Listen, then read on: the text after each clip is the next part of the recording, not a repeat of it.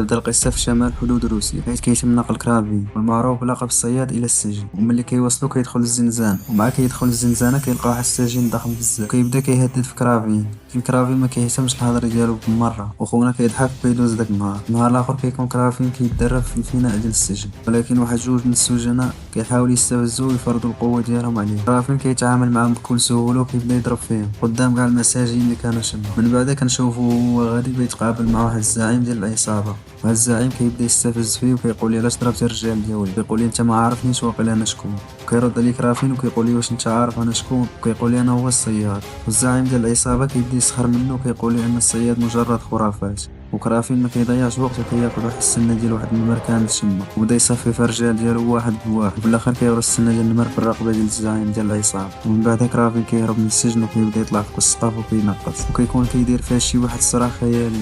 وداك السجين الضخم اللي كان معاه في الزنزانه كيشوفو وما كيكونش متشيق هادشي اللي كيدير. من بعد ما كرافين كيخرج من وسط داكشي كيتوجه لوسط واحد العاصفه ثلجيه جايه قويه بزاف باش يستخدمها كغطاء للهروب. من بعد كيركب في واحد الطيار كان كتسنى فيه وكيختفي على الانظار. شكون هاد كرافين وكيفاش قصة هاد الصياد وكيفاش كسب ديك القوة كاملة، هادشي كامل غادي نعرفوه من بعد ما غنراجعو فلاش باك قبل 16 عام. وهذا سيرجيو هو شاب صغير، وهذا خو ديمتري، وهذا باهم اللي كتكون سميتو نيكولي، وكيكون زعيم ديال اكبر عصابة كاينة في البلاد. واحد النهار كيجي الوالد ديالهم وكياخذهم من المدرسة وكيقول لهم واحد الخبر صادم، وهو ان الام ديالهم انتحرت. وهذا الخبر كتصدم سيرجي، كيلوم باه وكيعتبروا انه هو السبب في الموت ديال الوالدة ديالو. ومن بعد فترة كيقرر الوالد ديالو انهم يخرجوا في رحلة ديال الصيد، وكيكونوا معاهم بعض من العصابة ديالو، وكيكون معاهم هاد خونا اللي سميتو اليكسي اللي كيحاول يكسب الرضا ديال نيكولي وينضم معاه للعصابة والعالم ديال الاجرام. ولكن نيكولي كيكون متجاهلو بالمرة وكيشوف فيه شوفات خايبة، وعلى بعد بضعة اميال منه كون هاد الشابة اللي سميتها كاليبسيو مع الجدة ديالها. كتكون كتقرا في الاوراق ديال الكارت، وكتكون هاد البنت عندها قدرة خاصة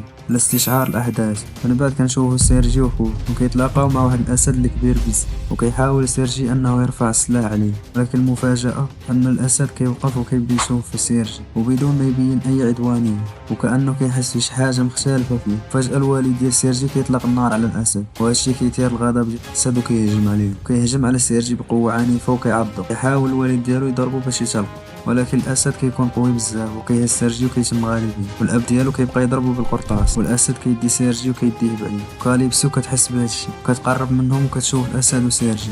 ملي كان الاسد كينزف كيطيحوا منه شي قطرات على سيرجي، كيبدا واحد التغيير غريب في الحمض النووي ديال سيرجي. كتعطيه سيرجي واحد الاعشاب غريبه وكتاخذو للمستشفى، ورغم محاولات ديال الاطباء باش يعتقوه كيخرجوا وكيعلنوا على الوفاة ديالو. ولكن من بعد لحظات من الاعلان ديال الوفاة ديالو يبدا الجسم ديالو كيتفاعل بواحد الشكل غريب، والحمض النووي ديالو اللي تغير كيبدا يخدم وكيرجع سيرجي للحياة، ولكن هاد المره بشكل مختلف تماما.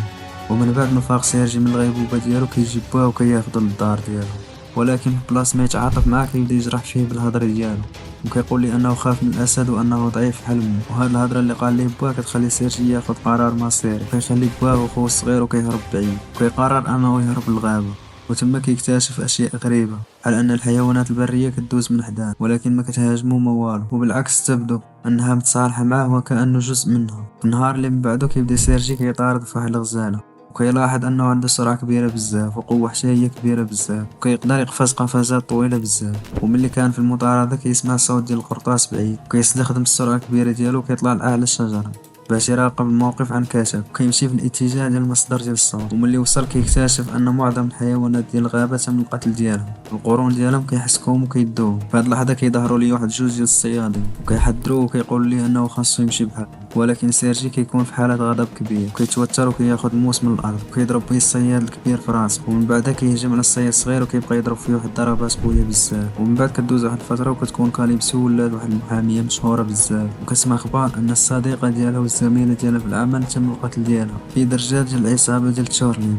وهذا الخبر كيصدمو وكيحرق القلب ديالها، وكتكون غاضبه بزاف وفي نفس الوقت كتحس بالحزن. وفي الوقت اللي كتكون هي غارقه في هذه الصدمه كيجي عندها سيرجي وكيقول لها انه هو داك الدري اللي عتقاته من قبل، كيقول لها انه دابا ولا هو الصياد اللي كيصيد المجرمين اللي بحال تشورلين، وكيطلب منها باش تعاونو باش يتعقب المجرمين ويقتلهم. أليكسي فكيكون ولا من أقوى رجال الجريمة، كيكون كيخدم مع الصديق ديالو اللي سميتو بهاري، كيسمع أنه في القائمة السوداء ديال الصياد، وكيتواصل مع واحد المجموعة ديال المجرمين وكيقول لهم باش يخدموا معاه. ملي كيرفضوا كيوريهم القدرات الخارقة ديالو اللي كيكون ولا كيقدر يحول الجلد ديالو لجلد ديال وحيد القرن، ولكن ما كيكونش كيتحكم فيه التغيير إلا باستخدام واحد المصل خاص. وحين تيرفضوا ما بغاوش يخدموا معاه كيتردد وكيقتلهم وكيخلي منهم غير جوج على قيد الحياة، كيطلب منهم باش واحد منهم يقتل الآخر واللي بقى حي غادي ينضم ليه. في هاد الأثناء كيكون نيكول كيقيم واحد الحفلة كبيرة وكيكون كيحتفل بالعيد ميلاد ديال ولدو ديمتري، وديمتري كيكون خدام عازف بيانو ومغني في نفس الوقت والمكان. ولكن في وسط الحفلة كيكون واحد من دوك اللي خدامين مع أليكسي وكيقرب من نيكول باش يقتلو، ولكن نيكول بالخبرة ديالو والقوة ديالو كيستخدمو كيدار اللي كيبداو يطلقوا عليه في القرطاس، وكتشرو القضية تما قرطاس. كتبقى القضية قرطاس من كل اتجاه وكيموت بزاف ديال الناس وسط هادشي، شوية من الرجال ديال أليكسي وشوية من الرجال ديال نيكول. وفي وقت لاحق كيفاجئ الصياد ديمتري خوه وكيبقى معاه واحد شوية ديال الوقت في الشقة ديالو وكيمشي باش يقضي شي حاجة.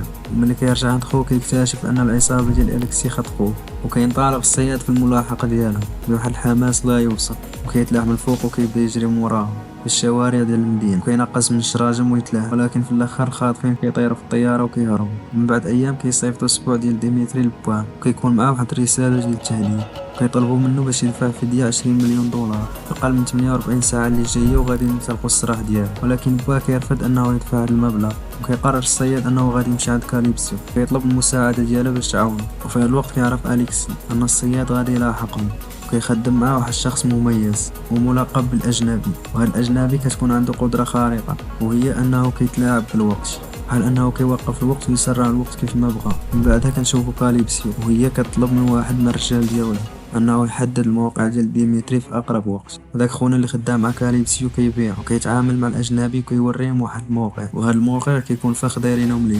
كاليبسيو كتعيط على الصياد وكتقول ليه ان خوه كاين دابا في شمال تركيا في واحد دار قديمه، والصياد كيتوجه بسرعه لتما. وملي كيوصل وكيبغي يدخل كيعرف انهم موجدين ليه فخار، وكيدخل بحذر وكيبدا يتعامل معاهم، كيبدا يضرب فيهم واحد بواحد، وفي الاخر كيقدر انه يتعامل معاهم كلهم. كيشد واحد وكيدير ليه من الشرجم وكيسولو على خوه فين.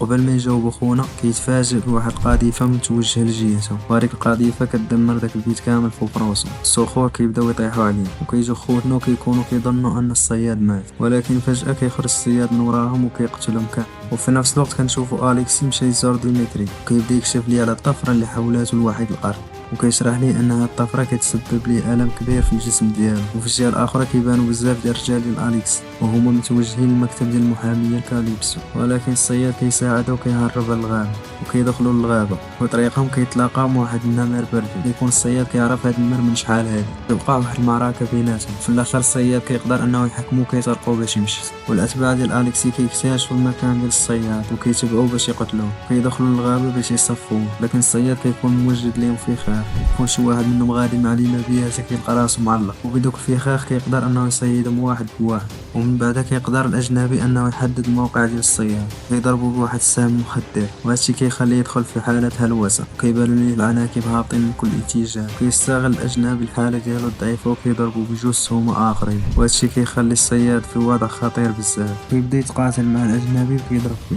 كيكون الاجنبي عنده قوه خارقه ومهارات عاليه. كيكون الصياد كيعاني من المخدر والجروح اللي كيكونوا في الجسم ديالو كامل. في اخر لحظه وملي كان الاجنبي كيستعد باش يطلق القرطاس عليه ويقتلو، ضرب كاليبسيو الاجنبي واحد السهم في راسو وكيأدي هذاك السهم للمقتل ديالو على الفور. ومن تما كتستخدم واحد الاكسير باش تعالج الصياد وترجعو للوعي ديالو.